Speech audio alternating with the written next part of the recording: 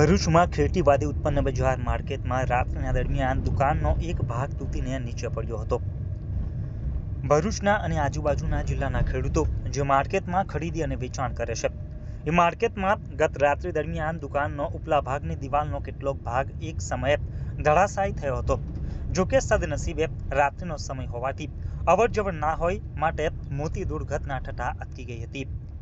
માર્કેટના સ્થાનિક વેપારીઓ અને ખેડૂતો અગ્રણીઓએ માર્કેટની ખરાબ હાલતને લઈને અનેકવાર રજૂઆત પણ કરી હતી। વારંવારની રજૂઆત છતાં તંત્ર દ્વારા કોઈ નિરાકરણ ન આવતા આજે મોટી દુર્ઘટના થતા અટકી હતી। સ્થાનિકોએ નિરાકરણ ન આવે તો નગરપાલિકાના દરવાજા ખખડાવવાનો પણ નિર્ણય કર્યો હોવાનું જાણવા મળ્યું છે। રાષ્ટ્રીય કિસાન વિકાસ સંઘ આજે ભરૂચ એપીએમસીની મુલાકાતે આવેલું છે ને હજારો વેપારીઓ મારી સાથે છે। આજે જે દુર્ઘટના બનેલી છે, રાતના 2-2:30 વાગ્યાની દુર્ઘટના છે। અહીંયા જે આ 5-6 દુકાનો છે તેની આ દિવાલ પડી ગયેલી છે। ખરેખર રાતના ઇન્સિડન્ટ હોવાથી માણસો બચી ગયેલા, પણ જો દિવસે પડ્યું તો ઘણી જાનહાનિ થાત।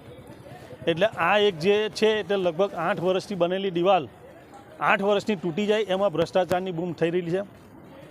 માર્કેટના અધિકારીઓ ભ્રષ્ટાચારની અંદર રચેલા પચેલા છે। માર્કેટના કોઈ પણ કામ થતા નથી। અત્યારે વરસાદ પડવાથી પાછળ ગંદકીના ઢગ છે, અમની લાઇન ચોકઅપ છે, સુવિધાના નામે મીંડું છે, અને હજુ પણ એવી ઘણી દિવાલો છે કે પડવાની તૈયારીમાં છે। જો આ દિવાલોની મરામત કરવામાં નહીં આવે તો અગાઉના દિવસોમાં જાનહાનિ થશે, અને જો જાનહાનિ થાય તો એની જવાબદાર એપીએમસી માર્કેટ જ હશે। એ એપીએમસી માર્કેટને અમે છોડીને રાષ્ટ્રીય કિસાન વિકાસ સંઘ આ બધા વેપારીઓને પડખે છે અને એમના પ્રશ્નો ઉજાગર કરવામાં રાષ્ટ્રીય કિસાન વિકાસ સંઘ મોગરે છે। અમારો કેસ કોર્ટમાં ચાલી રહેલો છે અને કોર્ટની અંદર આ લોકો એવું સાબિત કરવા માગે છે બધી સુવિધા આપે છે, પણ સુવિધાના નામે મીંડું છે। હજારો કરોડો રૂપિયા આ લોકો શેષ ભરે છે, પણ એમના નામે સુવિધાના નામે મીંડું છે।